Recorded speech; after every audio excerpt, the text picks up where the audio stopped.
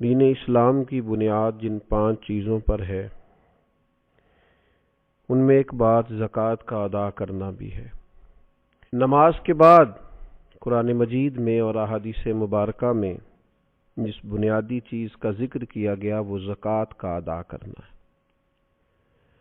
اللہ تعالیٰ نے فرمایا وَأَقِیمُوا الصَّلَاةَ وَآتُوا الزَّکَاۃَ، نماز قائم کرو اور زکوٰۃ ادا کرو۔ وَارْكَعُوا مَعَ الرَّاكِعِينَ، رکوع کرو رکوع کرنے والوں کے ساتھ۔ یہ جو زکوٰۃ ہے، یہ جو صدقات ہیں،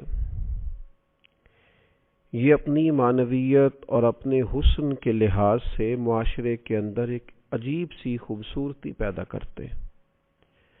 امیر کا غریب کے ساتھ محبت کا رشتہ قائم ہوتا ہے، ضرورت مندوں کا اہل فضل کی طرف رجحان اور ان کا پھر غریب پروری کرنا معاشرے کے اندر حسن کو، اخوت کو، بھائی چارے کو فروغ دیتا ہے۔ صدقات کے نبی کریم صلی اللہ تعالی علیہ وسلم نے جو فضائل بیان کیے اور ترغیب جو نبی کریم علیہ السلام نے ارشاد فرمائی، اس کی جاذبیت اور خوبصورتی کو اگر سمجھا جائے تو حضور علیہ السلام کا تھوڑا سا توجہ دلانا اور اس توجہ کے اندر حضور علیہ السلام نے جس طرح کی اہمیت اس چیز کو عطا فرمائی وہ عجیب سا دل کو ٹھنڈا کرتا ہے۔ اللہ کے حبیب علیہ السلام نے ارشاد فرمایا کہ یہ جو صدقہ ہے یہ تو برے خاتمے سے بچا لیتا ہے۔ اتنی بڑی بات، اتنا بڑا اجر، یعنی انسان کو سب سے زیادہ جس بات کا ڈر ہوتا ہے وہ یہ ہوتا ہے کہ اختتام کہیں برا نہ ہو جائے۔ یہ صدقہ ایک ایسی چیز ہے جو سوء خاتمہ سے انسان کو محفوظ رکھتا ہے، اور ارشاد فرمایا کہ صدقہ عمر میں اضافہ کرتا ہے، 70 مصیبتوں کے دروازے بند کرتا ہے۔ اللہ تبارک و تعالیٰ کے حبیب علیہ السلام نے اس قدر زیادہ اس کو پسند فرمایا اور اس قدر زیادہ توجہ دلائی کہ فرمایا دوزخ سے بچ جاؤ، چاہے کھجور کا ایک ٹکڑا صدقہ کر کے ہی دوزخ سے بچ جاؤ۔ یہ چیز تمہارے لیے اللہ تبارک و تعالیٰ کی بارگاہ سے بہت بڑا انعام کا سبب بنے گی کہ تمہارے لیے دوزخ سے آزادی ہوگی۔ یقیناً جس بات کے فضائل ہوتے ہیں، جس کام کے فضیلتیں ہوتی ہیں، اسے نہ کرنے کی وعیدیں بھی ہوتی ہیں۔ تصویر کا دوسرا رخ بھی ہوتا ہے، ایک کام کیا جائے گا، اس کے فضائل ملیں گے، اجر ملے گا، ثواب ہوگا، اللہ رسول کی رضا نصیب ہوگی، معاشرے کے اندر غریب پروری ہوگی، لوگوں کا خیال رکھا جائے گا، انسان کے اندر رقت قلبی پیدا ہوگی، درد دل پیدا ہوگا۔ زکوٰۃ ادا کرنے سے، صدقات کرنے سے دوسروں کے بارے میں اس کی طبیعت کے اندر ڈھیر سارے خیر کے جذبات پیدا ہوں گے۔ لیکن اگر یہ کام نہیں کرتا، وسعت کے باوجود نہیں کرتا، اس پر فرض ہے نہیں کرتا، تو یقیناً پھر اس کی وعیدیں بھی ہوں گی، اس کے لیے سزائیں بھی ہوں گی۔ نبی پاک صلی اللہ تعالی علیہ وسلم نے ارشاد فرمایا، صحیح ستہ میں موجود ہے، فرمایا جس مال کی زکوٰۃ نہیں دی جائے گی وہ زہریلے سانپ کی صورت اختیار کر کے قیامت والے دن انسان کے گلے کا توق بنے گا اور لوگوں کو ڈسے گا، ہوگا وہ مال ہی۔ یہ مال اللہ کا فضل بھی ہے، لیکن اگر اس کی زکوٰۃ ادا نہیں کی جاتی تو یہ ایک زہریلے سانپ کی صورت میں صبح قیامت انسان کے سامنے لایا جائے گا، بخاری میں موجود ہے۔ کیوں صحیح طور پر حساب کر کے، توجہ کر کے، اور کوئی مشکل نہیں ہے آپ کو، اگر آپ مال کے نصاب ہیں تو اس مال پر سال گزرنے کے بعد آپ کو 2.5% زکوٰۃ دینی ہے، 40واں حصہ دینا ہے، تو یہ کوئی مشکل کام نہیں ہے۔ لیکن نہ کریں گے تو اس کی سزا، نبی پاک صلی اللہ تعالی علیہ وآلہ وسلم کی خدمت عالی مرتبت میں خواتین حاضر ہوئیں تو ان کے ہاتھوں میں سونے کے کنگن تھے۔ اللہ کے حبیب صلی اللہ تعالی علیہ وسلم نے فرمایا ان کی زکوٰۃ ادا کر دی، تو انہوں نے نفی میں جواب دیا، تو آپ صلی اللہ تعالی علیہ وسلم نے ارشاد فرمایا کیا تمہیں پسند ہے کہ تمہیں آگ کے کنگن پہنائے جائیں؟ ڈر گئی، پریشان ہو گئی. تو اللہ کے حبیب علیہ السلام نے انہیں تاکید فرمائی کہ اس سونے کی جو تم نے ہاتھ میں پہنا ہے اس کی زکوٰۃ ادا کرو. ایسا نہ ہو کہ یہ آج تو تم نے سونے کے کنگن پہنے ہیں اور قیامت کے دن تمہیں آگ کے کنگن پہنا دیے جائیں. تو جو لوگ بھی مال کے نصاب ہیں، صاحب استطاعت ہیں اور جن پر زکوٰۃ فرض ہے، وہ اس بات کا اچھی طرح خیال کر لیں کہ یہ زکوٰۃ مال کو پاک بھی کرے گی، فائدہ بھی کرے گی، اللہ کی رضا اور خوشنودی کا باعث بھی بنے گی. اور نہ ادا کریں گے تو ایک تو یہ کہ آخرت کے اندر اس کو یہ والی سزائیں ملیں گی کہ آگ کے کنگن پہنائے جا رہے ہیں اور مال سانپ بنتا جا رہا ہے. حضور علیہ السلام نے یہاں دنیا کے اندر بھی ارشاد فرمایا کہ خشکی اور تری میں جو تمہارا مال ضائع ہوتا ہے وہ زکوٰۃ ادا نہ کرنے کی وجہ سے ہوتا ہے. تو ایک تو بات یہ کہ زکوٰۃ ذمہ داری کے ساتھ ادا کی جائے، اس کام میں کسی قسم کی کوئی کوتاہی نہ کی جائے، کسی سستی کا شکار نہ ہوا جائے، لیت و لالا کا شکار نہ ہوا جائے، بہانے بازی نہ کی جائے. اس فرض کو فرض جانتے ہوئے، انتہائی حساس مسئلہ سمجھتے ہوئے اس کی فوری ادائیگی کا اور احتیاط سے بندوبست کیا جائے. اور پھر یہ کہ اس کے جو آداب ہیں، جو ایک مسلمان کوئی بھی عبادت کرتے ہوئے کچھ آداب کا خیال رکھتا ہے، ان آداب کا بھی پوری طور پہ خیال رکھا جائے. سب سے پہلی بات تو یہ کہ زکوٰۃ حسن نیت سے ادا کی جائے.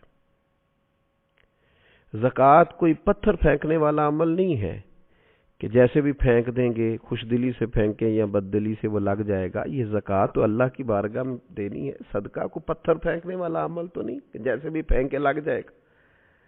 یہ تو خالص اللہ کی رضا کے لیے دینی ہے. تو اس کے بارے میں تو قرآن مجید نے فرمایا وَمَا تُنْفِقُونَ إِلَّا ابْتِغَاءَ وَجْهِ اللَّهِ، تم جو کچھ بھی خرچ کرتے ہو اسی لیے تو خرچ کرتے ہو کہ تمہیں اللہ کی خوشنودی حاصل ہو. تو حسن نیت، ارادہ حسین دیتے وقت اللہ تعالی کی رضا کے لیے خاص جذبہ. ایک بزرگ فرمایا کرتے تھے کہ میں تو جب صدقات دیتا ہوں تو جسے دیتا ہوں اسے اپنا محسن سمجھتا ہوں کہ دیکھو میں اسے دے رہا ہوں، بندے کو دے رہا ہوں اور راضی مجھ سے میرا اللہ ہو رہا ہے. تو حسن نیت پہلی بات. اور دوسری بات، ہر قسم کی تصنع سے بچا جائے، ہر قسم کے ریا سے بچا جائے. یہ دے کر کے اور کسی قسم کا بھی اگر دکھلاوے کا مزاج بنایا جائے یا کسی شخص کو کسی بھی طور پر بتایا جائے تو یاد رکھیے گا حضور علیہ الصلوۃ والسلام نے فرمایا اللہ قیامت کے دن ارشاد فرمائے گا انہی سے جا کے اجر لو جن کو دکھانے کے لیے تم عمل کرتے تھے. تو تصنع سے پورے طور پر اور مکمل طور پر اجتناب کیا جائے. اور پھر اسے دیا جائے اس پر احسان نہ جتلایا جائے، ایذا نہ دی جائے، تکلیف نہ دی جائے. ہمارے ہاں جس طرح سے لوگ کہتے ہیں آپ ابھی آ گئے ہیں تو میرے سونے کا ٹائم تھا، کل آئیے گا، پرسوں پتہ کر لیجئے گا، ہاں میرا ارادہ بن گیا ہے، آپ صبح وقت پر آ کر لائن میں کھڑے ہو جائیے گا. اللہ تعالیٰ نے جب آپ کو دیا ہے تو اس طرح تھوڑی دیا ہے. معاذ اللہ، آپ ایذا نہ دیں، تکلیف نہ دیں. وہ کسی نے کہا تھا کہ لوگوں کو ملا ہے تو مقدر سے ملا ہے، ہم کو تو مقدر بھی تیرے در سے ملا ہے. تو اللہ نے جب دیا ہے تو کرم سے دیا ہے. تو جب یہ ذہن ہو کہ مجھے کرم سے ملا ہے تو پھر دیتے وقت تکلیف نہ دی جائے، اذیت نہیں دی جائے. قرآن مجید نے فرمایا یا ایھا الذین آمنوا لا تبطلوا صدقاتکم بالمن والعذا، اے ایمان والو احسان جتلا کر اور ایذا دے کر اپنے صدقات کو باطل نہ کر لینا. اپنے صدقات باطل نہ کرو، احسان جتلا کر اور دل آزاری کر کے ایذا دے کر ان کو ضائع نہ کرو، باطل نہ کرو. تو کبھی بھی اس شخص کو جس کو آپ کچھ دے رہے ہیں، عطا کر رہے ہیں، اس کو کسی طور پر بھی کسی اذیت میں مبتلا. اگر قرآن مجید کے یہ دو لفظ سمجھ لیے جائیں نا، یا ایھا الذین آمنوا لا تبطلوا صدقاتکم بالمن والعذا، اے ایمان والو تم احسان جتلا کر، تکلیف دے کر اپنے صدقات کو باطل نہ کرو۔ اگر اس کو سمجھ لیا جائے تو پھر تو انسان جو لینے آئے اس کا اعزاز کرے، اسے ہر تکلیف سے بچائے کہ اللہ نے حکم دے دیا ہے کہ تم نے اپنا صدقہ باطل نہیں کرنا، کسی قسم کی تکلیف نہیں دینی سامنے والے کو۔ اور پھر چوتھی بات یہ ہے کہ عمدہ مال اللہ کی راہ میں دیا جائے، اچھی چیز اللہ کے حضور پیش کی جائے، مالک کی بارگاہ میں پیش کی جائے تو پھر خاص چیز پیش کی جائے۔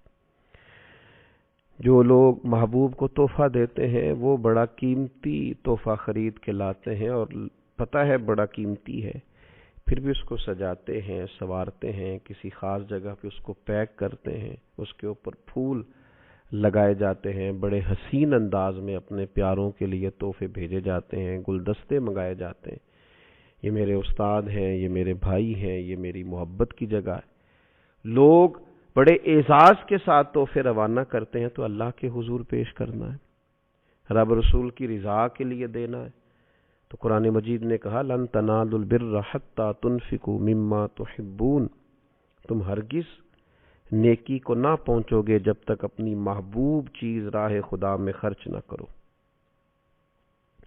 ایک شاعر نے بڑی خوبصورت بات کی تھی، اگرچہ اس نے نقشہ تو کربلا کا کھینچا ہے، لیکن اس نے کہا تھا لاش اکبر دی ویکھ حسین کیا، گل یار دی گلو نہیں لائی دیے، دائم سونے محمد دے نام اتوں سونی چیز ہی وارنی چاہی دیے۔ دیکھو ان کے نام پہ دینے لگے ہیں تو پھر ہم نے کس طرح کے نگینے دیے ہیں، کس طرح کا حسن دیا ہے، کیا کچھ نکال کے پیش کر دیا ہے۔ دھرتی نے ایسے لوگ نہ کبھی پہلے دیکھے نہ کبھی بعد میں دیکھے گی۔ تو عمدہ مال پیش کیا جائے، اور پھر یہ بھی یاد رکھا جائے کہ اللہ پاک ہے اور پاک چیز کوئی قبول کرتا ہے، ہمیشہ حلال اور طیب ہی اس کی راہ میں پیش کیا جائے۔ اور آخری گزارش یہ ہے زکوٰۃ دینے کے معاملے میں کہ پھر یہ ماحول نہ بنایا جائے کہ میں بانٹوں گا تو لوگوں کی نظریں اپنے سامنے جھکاؤں گا۔ شکر گزاری لوگ میری کریں گے اور بہت سارے لوگ ایسے ہوں گے جو میرے سامنے نظریں جھکاتے ہوئے گزریں گے۔ فرمایا انما نطعمکم لوجہ اللہ لا نرید منکم جزاء ولا شکورا، وہ تو تمہیں محض اللہ کی خوشنودی کے لیے کھلاتے ہیں کھانا، نہ تم سے وہ کوئی بدلہ چاہتے ہیں اور نہ یہ کہ تم ان کی شکر گزاری کرو۔ اللہ کے بندوں کی تو شان یہی ہے کہ وہ تمہیں جب کھانا کھلائیں گے تو اس لیے کھلائیں گے کہ اللہ راضی ہو، وہ تو نہیں چاہتے نہ تم کوئی جزا دو نہ تم ان کا شکریہ ادا کرو۔ تو اللہ تبارک و تعالی ہمیں ان خوبصورتیوں کو پیش نظر رکھتے ہوئے زکوٰۃ ادا کرنے کی توفیق عطا فرمائے۔ وما علیہ الا البلاغ۔